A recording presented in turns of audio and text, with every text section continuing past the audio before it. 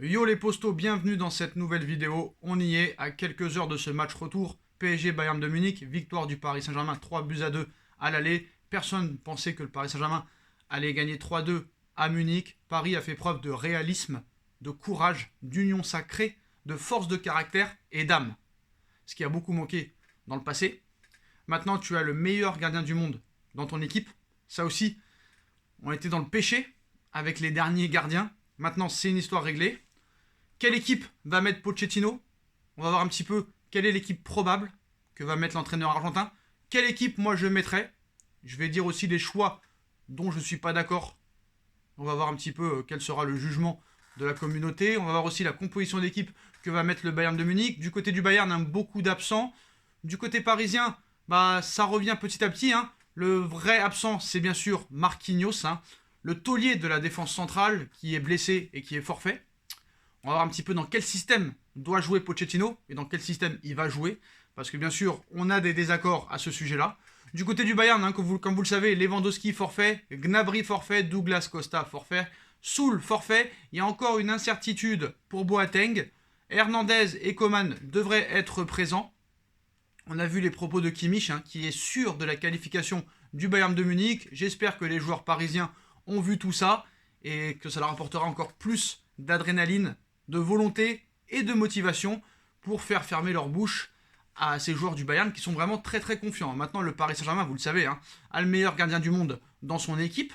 Déjà ça, c'est un grand plus par rapport aux saisons passées. On est à 90 minutes, voire 95, voire peut-être plus s'il y a prolongation, d'une qualification en demi-finale de Ligue des Champions. Vous allez me dire, mais Sacha, on a été en finale l'année dernière. Où est l'exploit réellement? Bah frérot, en fait, j'ai envie de t'expliquer que l'année dernière, certes, tu as été en finale de Ligue des Champions, une finale assez spéciale, une compétition, une Ligue des Champions assez spéciale, Pas de match aller-retour en quart ni en demi. Des adversaires, je ne dirais pas faciles, mais quand même favorables pour toi. Là, tu as éliminé le FC Barcelone en huitième, t'éliminerais le grand Bayern de Munich tenant du titre, tu passerais les poules du grand Manchester United, enfin j'ai envie de te dire le grand Manchester United, c'est pas le grand United de Ferguson, mais c'est quand même Manchester United qui a fait de gros investissements sur certains joueurs lors de ces 5 dernières années. Tu élimines Leipzig, tu finis premier de ta poule, t'élimines le Barça, t'élimines le Bayern. C'est quand même une grande compétition, ce serait un exploit, et là c'est la vraie Ligue des Champions. Je dirais pas que c'est la fausse l'année dernière, mais là c'est vraiment une grosse compétition cette année. Il manque que le public et c'est tout. Faut pas oublier que l'année dernière, c'était aussi un Final 8. Les matchs, c'était tous les 3 jours. Ce n'est pas réellement la même chose. Donc la compo probable du Bayern de Munich, on part sur Neuer dans les buts. En défense, Pavard, Boateng, Hernandez et Davis. Kimmich, Alaba, Sané au milieu de terrain. Thomas Müller, Coman et Choupo en attaque. Pas vraiment de différence par rapport au match aller. Sinon que Davies va être titulaire. Je pense qu'il va vraiment falloir être présent dans l'impact physique et en plus de ça, courir. Parce que je me suis trompé la dernière fois. J'ai dit que la première règle au foot qu'on t'apprend, c'est de marquer des buts. Non, la première règle, c'est de courir. Mbappé nous a prouvé qu'il pouvait courir, en plus des milieux de terrain. Est-ce que Neymar est capable de le faire et a envie de le faire? Ça, c'est une autre histoire. Après, c'est au coach de vraiment trouver le discours pour vraiment le faire courir. Alors certes, il manque de rythme, ça s'est pas vu au match aller, même si dans la dernière demi-heure, il était moins bien et il a un peu disparu. Quelle est réellement la compo que doit mettre Pochettino? On va voir un petit peu tout ça ensemble. Donc pour lui, ça sera Navas dans les buts, ça, il n'y a pas de débat. On part sur une défense centrale. Danilo Pereira, Presnel Kipembe qui sera capitaine. Donc un Titi parisien formé au club qui sera capitaine en quart de finale retour de Ligue des Champions. Bravo Presnel, et on espère que là tu seras grand demain et que tu nous feras rêver. Sur les côtés, Abdou Diallo, Florenzi. Pochettino partirait sur un milieu à 3. Paredes qui fait son grand retour.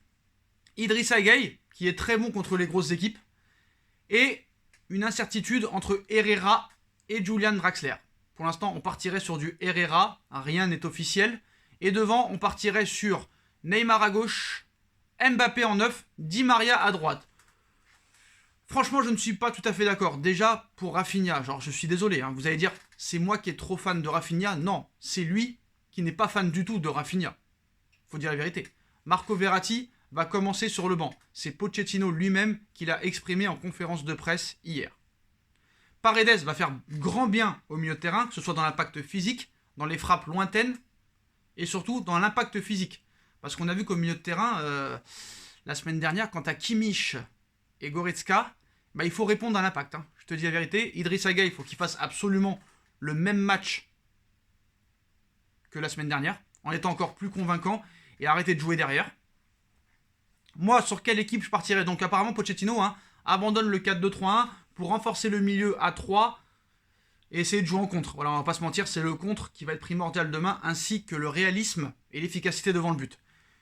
Faut avouer que quand même, depuis l'arrivée de Pochettino, Paris est beaucoup plus efficace, les attaquants sont plus en réussite, Moïse Kean est en confiance, il va le mettre sur le banc, je ne comprends pas. Surtout qu'en plus, Moïse Kean ne rechigne pas à l'effort, contrairement à d'autres joueurs. Alors certes, Di Maria ne rechigne pas à l'effort non plus, mais je sens que Di Maria est de moins en moins, je dirais pas impliqué, mais décisif. Peut-être que cette histoire de cambriolage lui fait encore très mal. L'âge commence à s'avancer. Alors certes, il court beaucoup, mais dans l'impact physique, certes, c'est minimum. C'est le minimum. C'est très très très limité, j'ai envie de te dire. Alors que Moïse Kean est en pleine confiance. Il court de partout. Il a un physique, je trouve, très impressionnant. Je pense que Moïse Kean doit être titulaire. Alors est-ce que Pochettino veut brouiller un petit peu les pistes en faisant démarrer Di Maria, qui a quand même été en échec au match aller, qui a été l'un des pires du match, en essayant de lui retrouver cette confiance? On le sait aussi, il est argentin, ça crée des liens. Et peut-être faire rentrer Moïse Kean à 20 ou 25 minutes de la fin pour casser le rythme, faire des replis défensifs, c'est tout à fait plausible. Donc maintenant, où je suis pas d'accord avec Pochettino, bon bah Navas dans les buts, il n'y a aucun débat là-dessus. Obligé de mettre Danilo Pereira dans l'axe, pas le choix. Il a prouvé à ce poste-là que quand même il était assez convaincant, il a tenu la baraque quand même la semaine dernière, même s'il est fautif contre Strasbourg sur le but qu'on prend. J'avoue, j'ai peur, je vais vous dire la vérité, j'ai peur. Danilo Pereira ne m'inspire pas confiance. J'espère qu'il sera aussi impliqué que la semaine dernière que contre Strasbourg, parce que contre Strasbourg, vraiment, il m'a fait assez peur, même si je pense que ce but strasbourgeois est assez anecdotique, donc on n'a pas le choix. De toute façon, Pereira dans l'axe avec Presnel Kimpembe qui sera capitaine. Florenzi à droite, je suis tout à fait d'accord. Kerrer, c'est catastrophique. Et Dagba a montré ses limites. Il a du courage, il se donne à fond, mais malheureusement, il est limité et il n'a pas de niveau pour jouer au Paris Saint-Germain. Et même un Alessandro Florenzi, qui a joué très peu de temps, est toujours meilleur que ces deux-là, quoi qu'il en soit. Et Florenzi aussi ne rechigne pas à l'effort. À gauche, Abdou Diallo est indispensable. Même si Kurzawa était disponible, voilà, Diallo est 10 fois meilleur. Diallo, en ce moment, est de mieux en mieux. Et à gauche, il a prouvé qu'il a toujours été présent contre le Barça, contre Manchester en poule, même en championnat. Pour moi, Diallo, voilà. Pour l'instant, il n'y a pas vraiment de désaccord avec la compo de Pochettino. C'est au milieu de terrain que maintenant ça me pose problème. Paredes est indispensable, on est d'accord. Verratti est disponible, c'est assez limite pour le mettre, je pense que c'est assez risqué. Alors certes, il y a un PSG avec Verratti et sans Verratti. Le PSG avec Verratti est meilleur, on va pas se mentir, mais Paris a déjà prouvé que sans Verratti, il s'en est déjà sorti. La preuve contre le match contre Dortmund, contre Leipzig et contre l'Atalanta Bergame. Certes là, c'est un adversaire d'un tout autre calibre. Donc pour Gueye, pour Paredes, je suis assez d'accord. Par contre, pour Herrera ou Draxler, je ne suis absolument pas d'accord avec ça. Il va falloir un créateur au milieu de terrain, en l'absence de Marco Verratti. Et Rafinha a prouvé que quand il remplaçait Marco Verratti, c'était un Verratti numéro 2. Et Rafinha, encore une fois, a prouvé samedi, surtout sur le deuxième but de Mbappé, sur le deuxième but du PSG, pardon, qu'il était indispensable dans cette équipe. Surtout en l'absence de Marco Verratti. Rafinha doit jouer au milieu de terrain. Il y en a qui vont me dire, Rafinha ne peut pas être titulaire, dans l'impact physique, il ne répondra pas. Tu as déjà Paredes et Gueye qui peut répondre à l'impact physique. Pourquoi Verratti serait lui capable de répondre aussi à l'impact physique? Franchement, Rafinha, au poste de Verratti, il a 10 fois le niveau.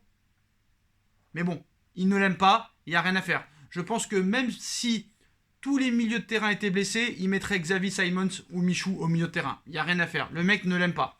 Je ne sais pas s'il y a eu des histoires dans les années précédentes. Alors, il y a quelque chose que je me demande. Est-ce que c'est pas parce que c'est un ancien joueur du Barça?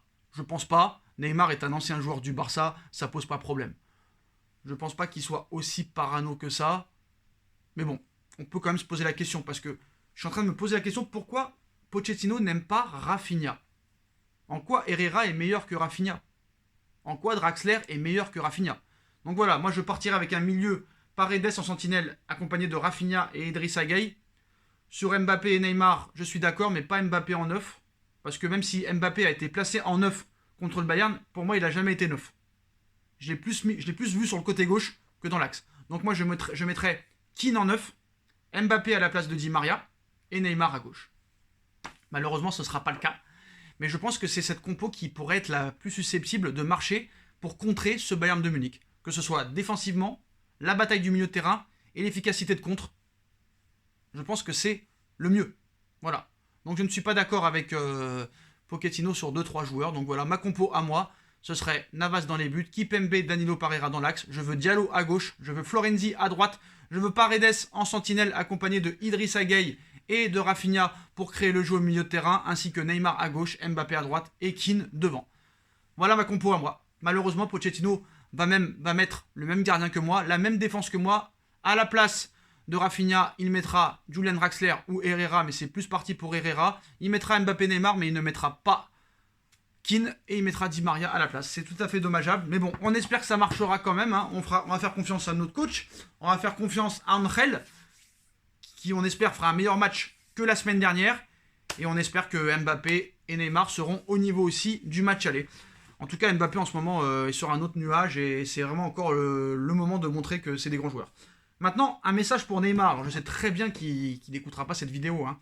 Mais maintenant, il est temps de prouver que tu es un grand joueur. C'est le moment, réellement, maintenant c'est le moment. Il y en a qui vont me dire, mais non Sacha, le moment c'était il y a bien longtemps avant. D'ailleurs, ou cette finale contre le Bayern, c'est là qu'il aurait dû prouver. Bon, certes, il n'a pas été exceptionnel en finale l'année dernière, mais il n'a pas été non plus catastrophique. Souvent, la solution, c'est lui qui l'a trouvé au niveau du jeu et qui essayait de construire les attaques. Mais là, vraiment, il faut qu'il prouve demain que c'est un joueur exceptionnel. Et je pense qu'il en a les moyens. Alors certes, le Bayern, hein, demain, ne cherchera pas à casser les jambes à Neymar. On n'est pas en Ligue 1. Le Bayern va attaquer à tout va. Donc je pense qu'il y aura des espaces pour que Neymar s'exprime vraiment.